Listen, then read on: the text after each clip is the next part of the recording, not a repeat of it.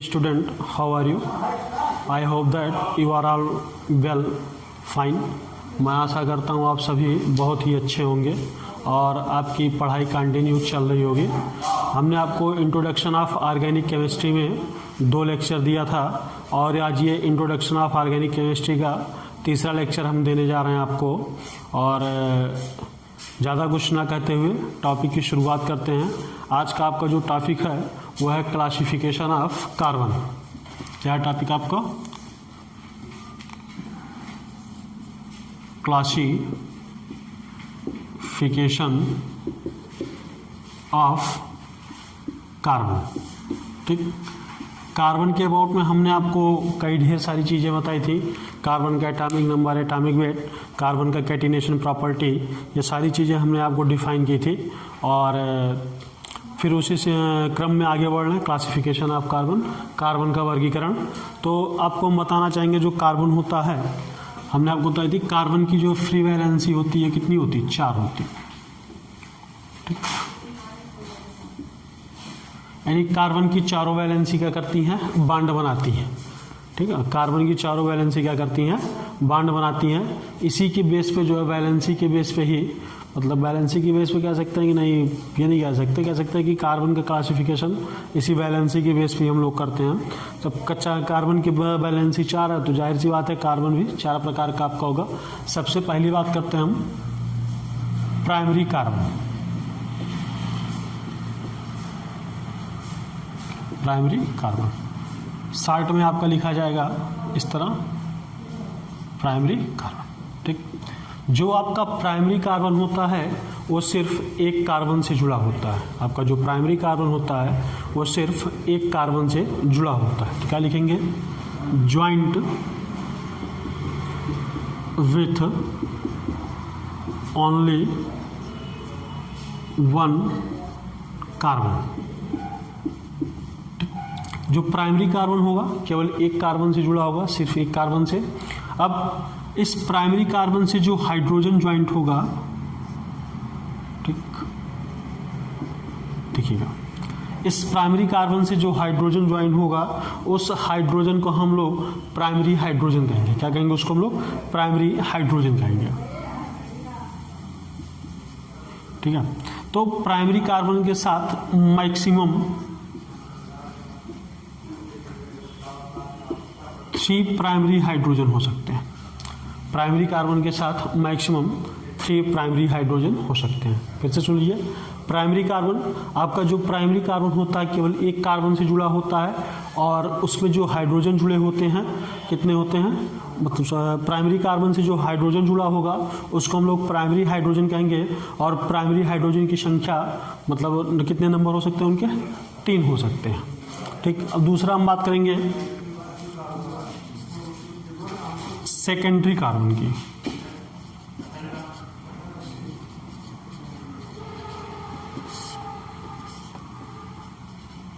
Short में लिखेंगे इसको सेकेंडरी कार्बन, इस तरह लिखा जाएगा। अब अगर हम बात करें सेकेंडरी कार्बन की, जब प्राइमरी कार्बन केवल एक कार्बन से जुड़ा होता है तो आपका सेकेंडरी कार्बन कितने कार्बन से जुड़ा होगा? 2 कार्बन से जुड़ा होगा। Joint with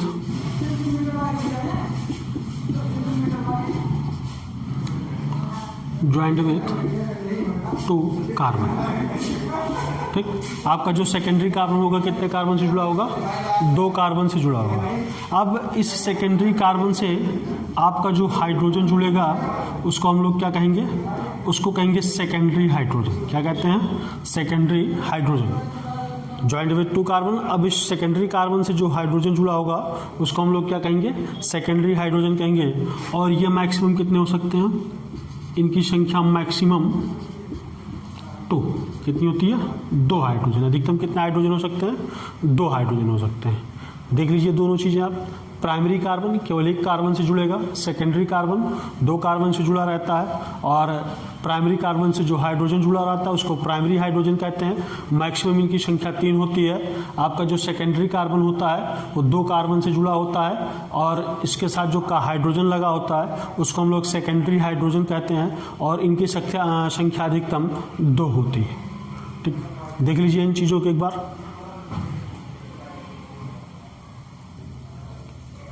clear that? ठीक, आइए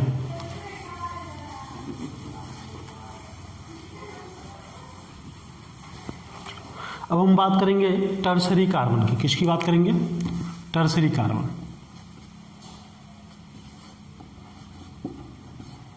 टर्सरी कार्बन,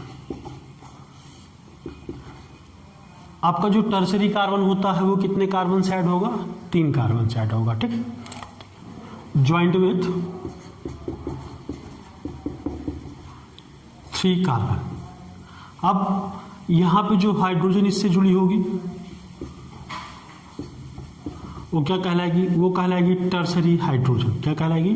टर्सरी हाइड्रोजन। ठीक है, अब देखिए यहाँ पे टर्सरी हाइड्रोजन की काउंट मतलब नंबरिंग कितनी होगी, कितनी संख्या होगी टर्सरी हाइड्रोजन की?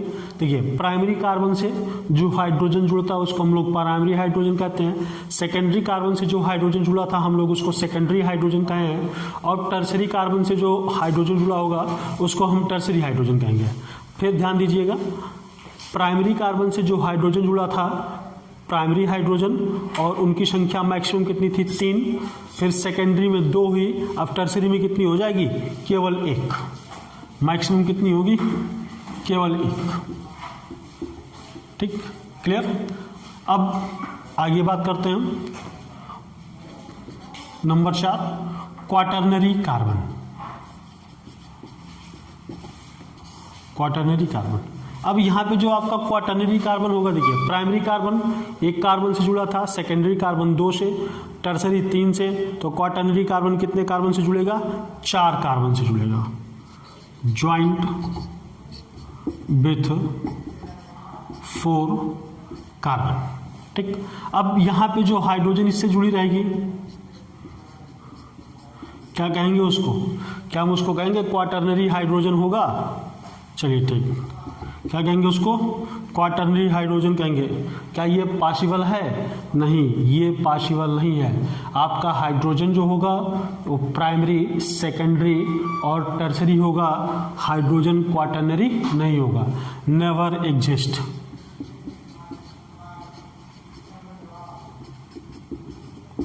ये आपको कभी प्राप्त नहीं होगा। कौन सा? Quaternary hydrogen. ठीक है, हमारे ख्याल से आपको चीज़ें समझ में आ रही होंगी। नहीं समझ में आ रहा तो एक बार कमेंट बॉक्स में आप कमेंट करिएगा और बताइएगा कि सर समझ में नहीं है, आपको दोबारा समझाया जाएगा। चारों प्रकार के कार्बन, प्राइमरी, सेकेंडरी और टर्सरी, फिर से रिपीट कर दे रहे हैं। प्राइमरी कार्बन केवल 1 कार्बन से जुड़ा होता है, सेकेंडरी 2 से जुड़ता है, टर्सरी 3 से जुड़ता है, क्वाटरनरी आपका 4 कार्बन से जुड़ता है।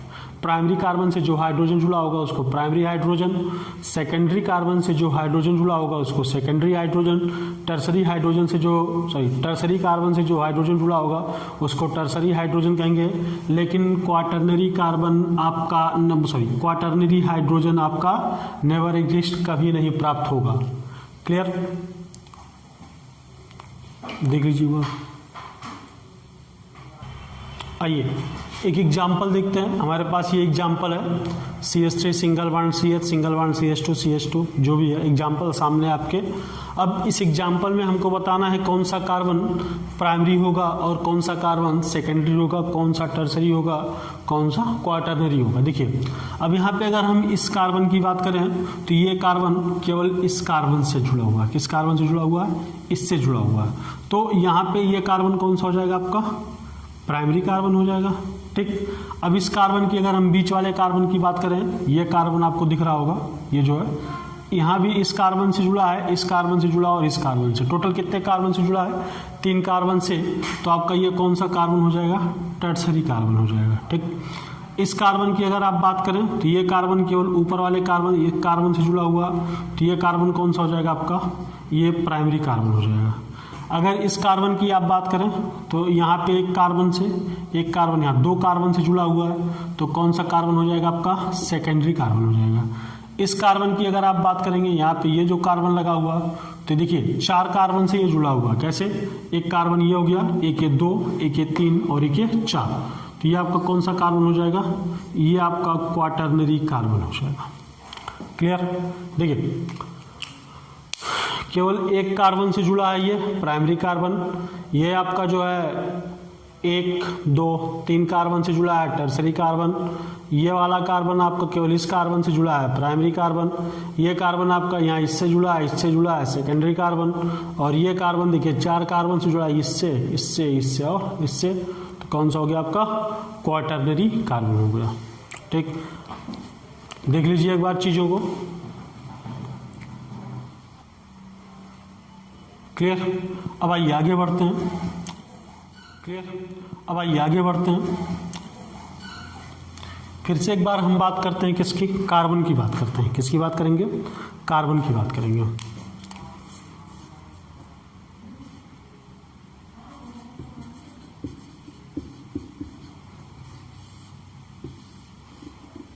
कार्बन के यहाँ हम 2 पार्ट में क्लासीफाई करेंगे। एक आपका होगा सैचुरेटेड कार्बन और दूसरा आपका होगा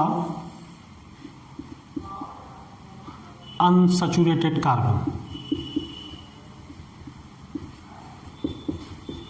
ठीक, एक होगा आपका सैचुरेटेड और दूसरा क्या होगा? अनसैचुरेटेड। देखिए हमने आपको बताया कार्बन की वैलेंसी कितनी होती है? 4 होती है। ठीक है, सैचुरेटेड और अनसैचुरेटेड का मतलब क्या हो गया?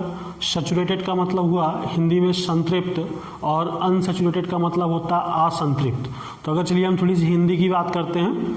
संतृप्त का मतलब अगर देखा जाए हिंदी में तो होता है संतुष्ट। क्या होता है? संतुष्ट। और अनसैचुरेटेड की बात किया जाए तो होता है असंतुष्ट, जो कैसा हो? असंतुष्ट। तो कार्बन की वैलेंसी कितनी होती है? 4 होती है।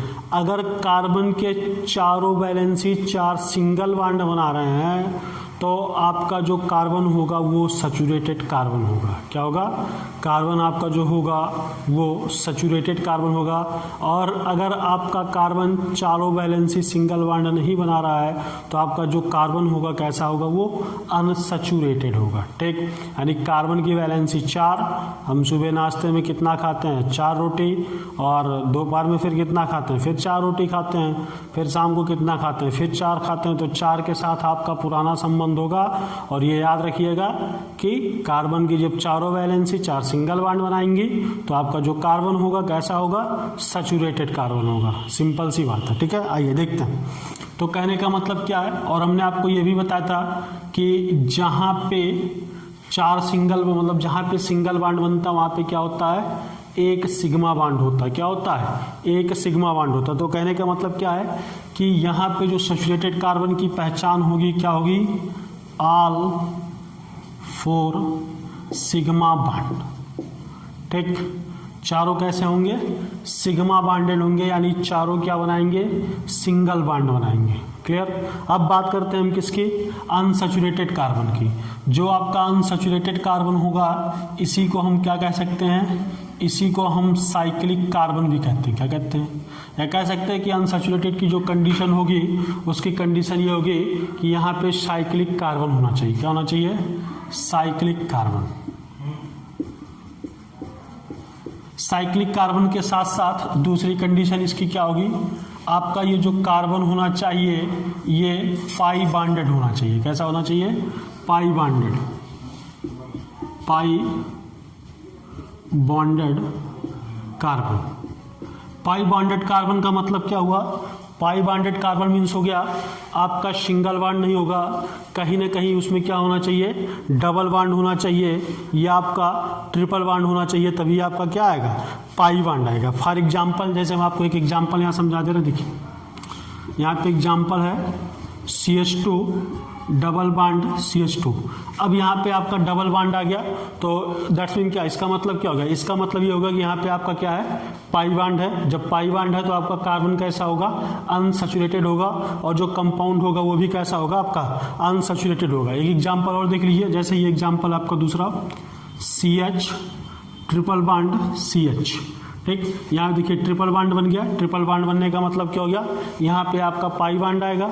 जब यहाँ पे आपका पाई बॉन्ड आएगा तो आपका कार्बन कैसा होगा? अनसैचुरेटेड कार्बन होगा। कैसा होगा? अनसैचुरेटेड कार्बन हो गया। और देखिए दूसरा एक एग्जाम्पल और, यहाँ पे देखिए CH3 है और कार्बन के ऊपर एक इलेक्ट्रॉन लिखा हुआ है। यहाँ पे कार्बन की चारों वैलेंसियाँ 4 सिंगल बॉन्ड बना नहीं रही है। जब कार्बन की चारों वैलेंसी 4 सिंगल बॉन्ड नहीं बना रही तो आपका कार्बन कैसा होगा? अनसैचुरेटेड कार्बन होगा। कैसा कार्बन होगा आपका? अनसैचुरेटेड कार्बन होगा। और एक एग्जाम्पल देख लेते हैं, जैसे यहाँ पे CH3 और कार्बन के पास एक निगेटिव चार्ज लगा हुआ है। यहाँ भी कार्बन की चारों वैलेंसी 4 सिंगल बॉन्ड नहीं बना रही है। दैट्स मीन क्या हुआ? कार्बन आपका कैसा होगा? अनसैचुरेटेड होगा। कार्बन कैसा होगा? अनसैचुरेटेड। सैचुरेटेड का सिर्फ एक ही डिफिनीशन है, एक ही पहचान है कि आपका जो कार्बन की जो चारों वैलेंसी होंगी 4 सिंगल बॉन्ड बनाएंगी, यानी 4 सिग्मा बॉन्ड होगा वहाँ पे। जब 4 सिग्मा होगा तो आपका जो कार्बन होगा वो सैचुरेटेड होगा। अगर चारों सिंगल बॉन्ड नहीं बन रहा है तो आपका जो कार्बन होगा वो कैसा होगा? वो अनसैचुरेटेड होगा। सिंपल वे में हम यही कह सकते हैं। ठीक, अब आगे बढ़ते हैं। मतलब देखना क्या, देखिए 4 सिंगल बॉन्ड बनाएंगे तो जब कार्बन के 4 सिंगल बॉन्ड बनाएंगे तो यहाँ पे जो बॉन्ड एंगल आएगा वो कितने का आएगा? ठीक है, ये बॉन्ड एंगल वगैरह आपको हाइब्रिडाइजेशन वाले चैप्टर में विधिवत पढ़ा। बॉन्ड एंगल वगैरह आपको जो है हाइब्रिडाइजेशन वाले, संकरण वाले चैप्टर में, केमिकल बॉन्डिंग वाले चैप्टर में आपको विधिवत पूरा पढ़ा जाएगा। यहाँ पे जो बॉन्ड एंगल आएगा वो आएगा 109 डिग्री 28 मिनट का। क्या आएगा? 109 डिग्री 28 मिनट का। अब बॉन्ड एंगल 109 डिग्री 28 मिनट का, यहाँ पे एग्जाम्पल देख लेते हैं आप। एग्जाम्पल है आपके पास CH4 मीथेन और CCl4। CH4 मीथेन हो गया, CCl4 क्या हो गया आपका? Carbon tetra chloride.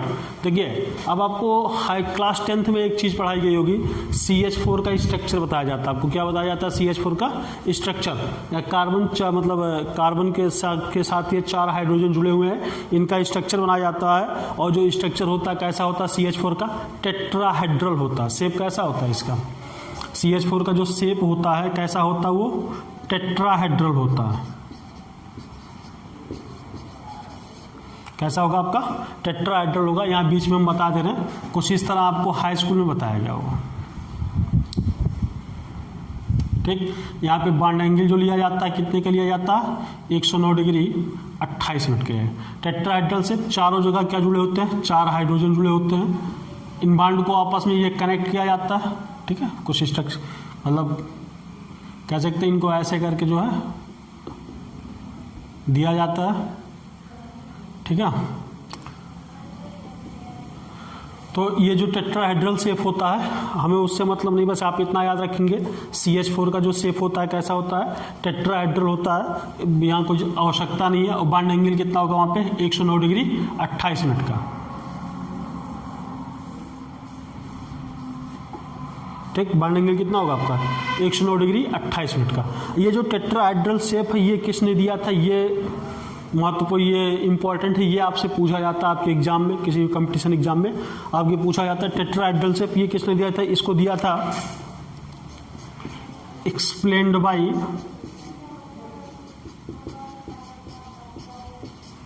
लीवेल and वांटॉफ।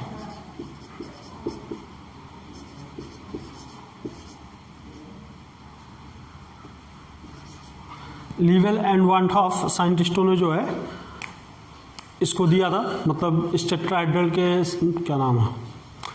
CH4 का जो शेप होता है टेट्राहेड्रल, इसका एक्सप्लेनेशन किसने किया था? लीवेल एंड वांटॉफ ने किया था। ठीक, टेट्राहेड्रल शेप किसने एक्सप्लेन किया था? लीवेल एंड वांटॉफ। इंपॉर्टेंट है, इस पॉइंट को याद रखिएगा, ये आपके एग्जाम में पूछा जाता है। ठीक, तो आप सैचुरेटेड और अनसैचुरेटेड कार्बन समझ गए होंगे। अब आगे बढ़ते हैं, हम आपको बताते हैं क्या? Naming of carbon. क्या बताएंगे? Naming of carbon. ठीक, कार्बन का नामकरण। यहाँ पे हम क्या यूज करेंगे? Root word. और हमारा रूट वर्ड क्या होगा? अल्क होगा। क्या होगा? अल्क। ठीक, देखिए रूट वर्ड क्या, जैसे आप IUPAC पढ़ते हैं तो वहाँ पे जो रूल बताया जाएगा वहाँ पे लिखा जाता है रूट वर्ड के आगे ये, रूट वर्ड के पीछे वो। तो यहाँ पे रूट वर्ड क्या यूज किया जाएगा? अल्क। वहाँ भी अल्क यूज किया जाता है। तो यहाँ पे अल्क की जगह आप क्या लिखेंगे? अल्क की जगह पे आप एक कार्बन होगा तो मेथ यूज करेंगे, 2 कार्बन होगा तो आप एथ यूज करेंगे। जैसे एक कार्बन होगा तो आप क्या यूज करेंगे? मेथ। 2 कार्बन होगा तो आप क्या यूज करेंगे? एथ। 3 कार्बन होगा तो आप क्या यूज करेंगे, प्रोप। 4 कार्बन होगा तो आप क्या यूज करेंगे, ब्यूट। 5 के लिए आपका होता है पेंट। 6 के लिए आपका होगा हेक्स।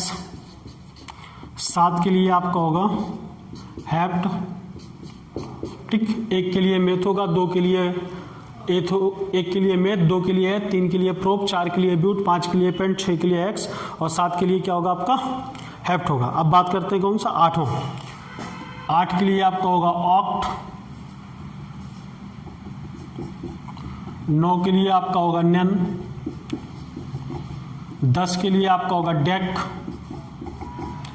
11 के लिए आपका होगा अनडेक और 12 के लिए आपका होगा डोडेक।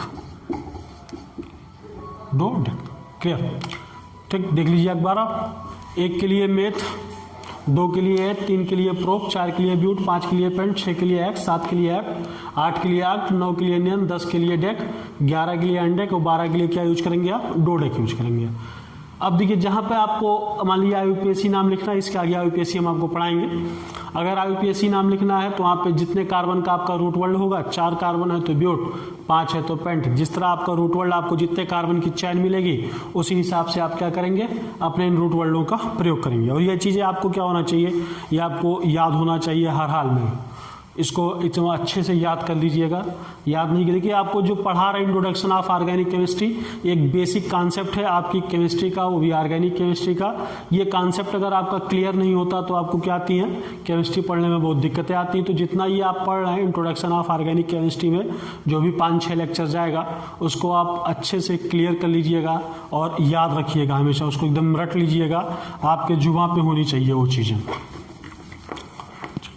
अब नेमिंग ऑफ कार्बन हो गया। हम बात करेंगे एक बार फिर से किसकी, ऑर्गेनिक कंपाउंड की बात करेंगे। किसकी बात करेंगे हम, ऑर्गेनिक कंपाउंड की।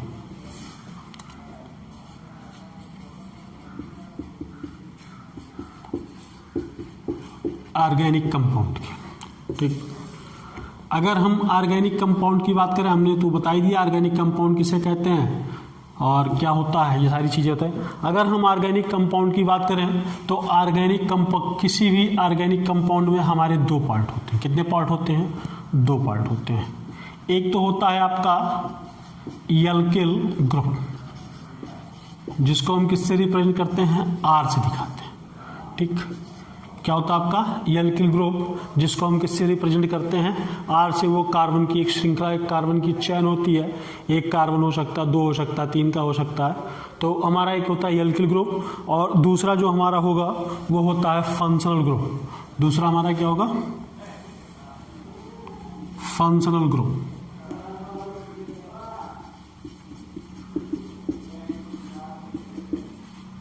फंक्शनल ग्रुप, हिंदी में इसको क्रियात्मक समूह कहा जाता है। हिंदी में क्या कहते हैं, इसको क्रियात्मक समूह कहते हैं, एल्किल ग्रुप और फंक्शनल ग्रुप। तो किसी भी ऑर्गेनिक कंपाउंड के 2 पार्ट होंगे आपका, एक तो एल्किल ग्रुप होगा, दूसरा कौन सा, फंक्शनल ग्रुप। फंक्शनल ग्रुप क्या काम करता है, फंक्शनल ग्रुप ही उस कंपाउंड के केमिकल प्रॉपर्टीज को निर्धारित करता है। फंक्शनल ग्रुप क्या काम करता है, उस कंपाउंड के केमिकल प्रॉपर्टीज को निर्धारित करता है। यानी फंक्शनल ग्रुप से ही पता चलता है कि वो कौन सा कंपाउंड है। फॉर एग्जांपल, अगर एल्कोहल का लगा हुआ है तो हमारा वो कंपाउंड एल्कोहल होगा। CHO एल्डिहाइड लगा तो वो कंपाउंड हमारा एल्डिहाइड लगा है। कीटोन होगा, COOH लगा हुआ तो हम जान जाएंगे हमारा एसिड होगा।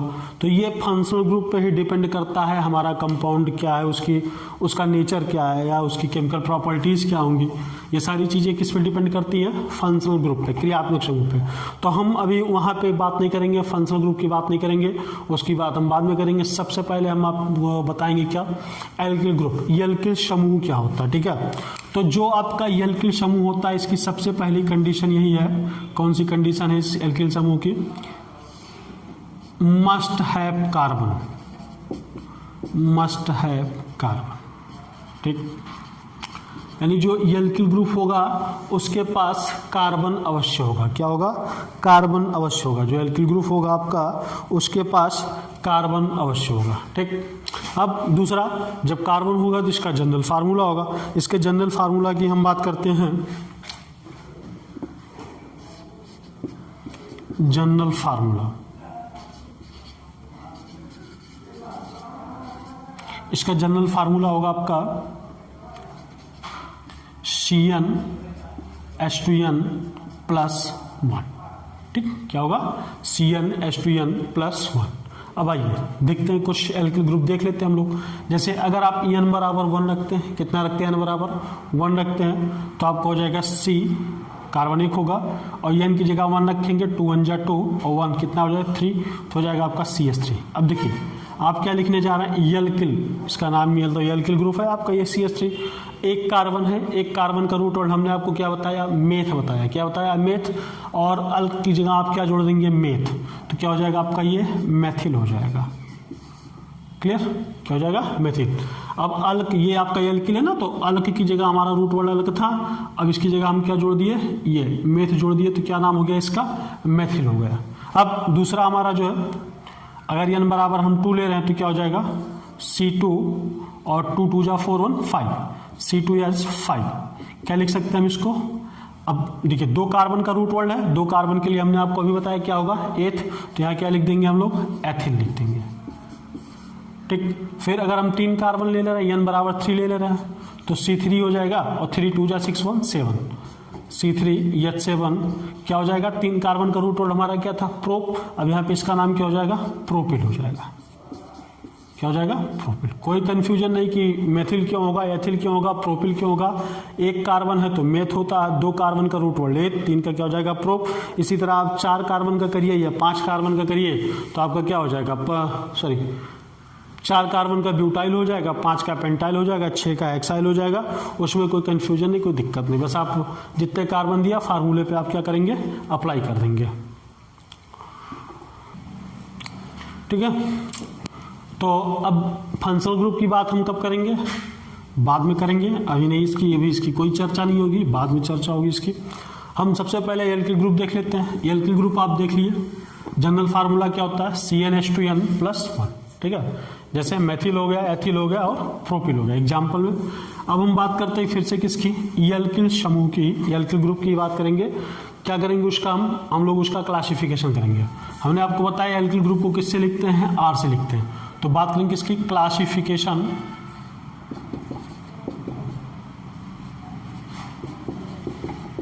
Of R।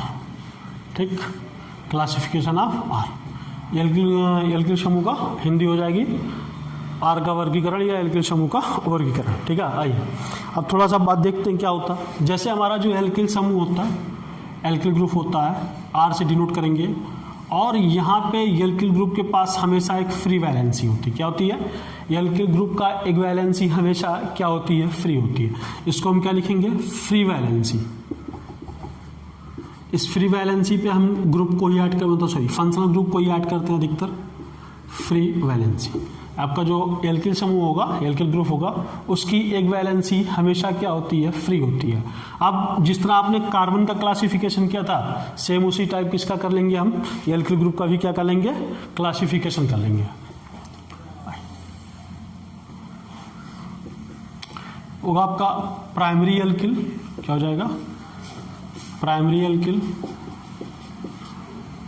ठीक,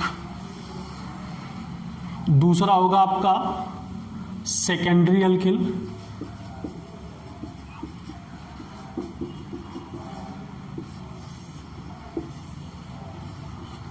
और तीसरा होगा आपका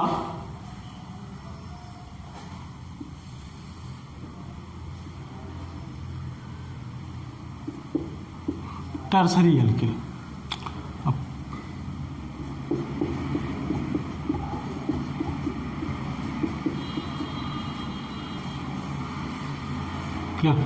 यानी हमारा जो एल्किल ग्रुप होगा वो 3 types, primary alkyl, secondary alkyl और कौन सा? Tertiary alkyl. हम एक एक के बारे में पढ़ेंगे, या हम एक साथ जो है तीनों ही आपको बता दे रहे हैं क्या होता है। ठीक है, आइए देखिए क्या होता है। यहाँ पे जो प्राइमरी एल्किल होता है, इसकी पहचान क्या है? ये जो फ्री वैलेंसी होती है, क्या होती है? फ्री वैलेंसी कहाँ पे होगी? Free valency at primary carbon. यानी इसकी प्राइमरी एल्किल की पहचान ये होगी कि जो फ्री एल्किल होगा, सॉरी, जो फ्री वैलेंसी होगी वो कहाँ पे होगी, प्राइमरी कार्बन पे होगी। कहाँ होगी, प्राइमरी कार्बन पे। और प्राइमरी कार्बन की पहचान हमने आपको क्या बताई थी कि प्राइमरी कार्बन केवल एक कार्बन से जुड़ा होता है, ठीक। उसी तरह इसमें देखेंगे हम सेकेंडरी एल्किल में, तो यहाँ पे आपकी जो फ्री वैलेंसी होगी वो कहाँ पे होगी, free valency at secondary carbon. यहाँ पे कहाँ पे वैलेंसी फ्री होगी, सेकेंडरी कार्बन पे वैलेंसी फ्री होगी।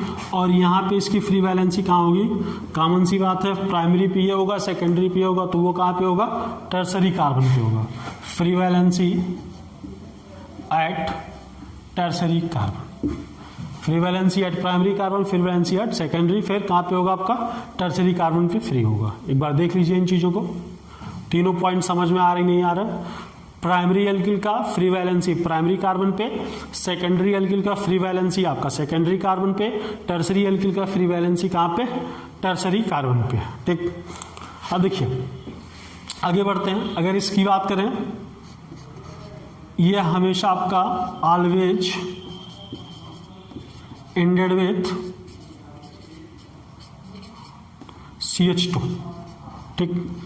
यानी जो फ्री वैलेंसी है जब हम इसको लिखेंगे, सॉरी जो प्राइमरी एल्किल है जब हम इसको लिखेंगे तो हमेशा किससे खत्म होगा, ये इसके अंत में आएगा क्या, CH2 आएगा। क्या आएगा, CH2। For example CH3 single bond CH2, ठीक। अब देखिए हमने क्या कहा, free valency at primary carbon, primary carbon आपका यही होगा, पहले एक कार्बन से जुड़ा है, यहाँ पे एक वैलेंसी आपका फ्री है, और किससे खत्म होगा, ऑलवेज एंडेड विथ CH2, किससे खत्म हो रहा है, CH2 से खत्म हो रहा है। और दूसरा, इससे दूसरा एग्जांपल लेना चाहे इससे बड़ा भी कर सकते हैं, CH3 single bond CH2 single bond CH2, कहाँ से खत्म हो रहा है, CH2 से। यहाँ पे एक वैलेंसी हमने क्या कर दिया, एक वैलेंसी आपने यहाँ पे फ्री कर दी, ठीक।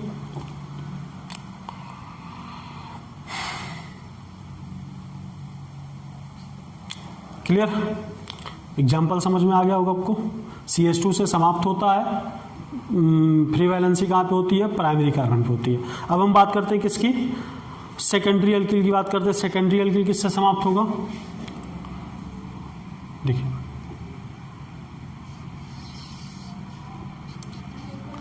ऑलवेज एंडेड विथ, अब ये CH2 से समाप्त हो रहा है प्राइमरी कार्बन पे, तो जाहिर सी बात है ये किस पे होगा, CH पे, ठीक। ऑलवेज एंडेड विथ किससे, मतलब CH पे ये समाप्त होगा। अब इसमें एग्जांपल की बात करते हैं, जैसे आपका ये R single bond CH single bond R, ठीक है। क्या हो गया आपका, ये एग्जांपल हो गया सेकेंडरी एल्किल के लिए एग्जांपल है, नहीं तो आप इसमें घुस जाओ प्राइमरी वाले में। सेकेंडरी के लिए यहाँ पे क्या है, CH के पास एक फ्री वैलेंसी है, और अगर हम चाहें तो क्या, देखिए सेकेंडरी कार्बन हमको चाहिए था। सेकेंडरी कार्बन की पहचान क्या थी कि जो कार्बन दो कार्बन से जुड़ा होगा वही आपका क्या होगा, सेकेंडरी कार्बन होगा। तो जैसे हम चाहें तो R को यहाँ से हटा के क्या लगा दे, एक R ये हटाए, हम यहाँ पे CH3 लगा दिए, यहाँ पे क्या लगा दिए, CH3 लगा दिए, हो गया हमारा। कहाँ पे समाप्त हो रहा है, CH पे समाप्त हो रहा है, ये हमारा एग्जाम्पल हो गया। अब उसी तरह हम किसकी बात करते हैं, टर्सरी एल्किल की बात करेंगे। टर्सरी एल्किल में क्या होगा, देखिए यहाँ पे दो हाइड्रोजन था, यहाँ पे एक, अब यहाँ पे कोई हाइड्रोजन रहेगा, कोई हाइड्रोजन नहीं रहेगा। ऑलवेज एंडेड विथ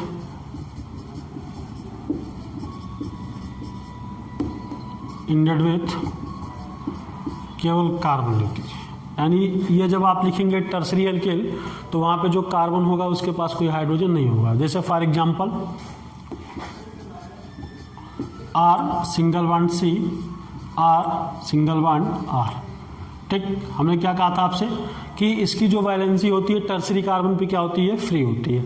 यहाँ पे देखिए ये कार्बन होगा और ये किससे खत्म होगा, विथ कार्बन, मतलब ऑलवेज एंडेड विथ कार्बन, हमेशा कार्बन से समाप्त होगा।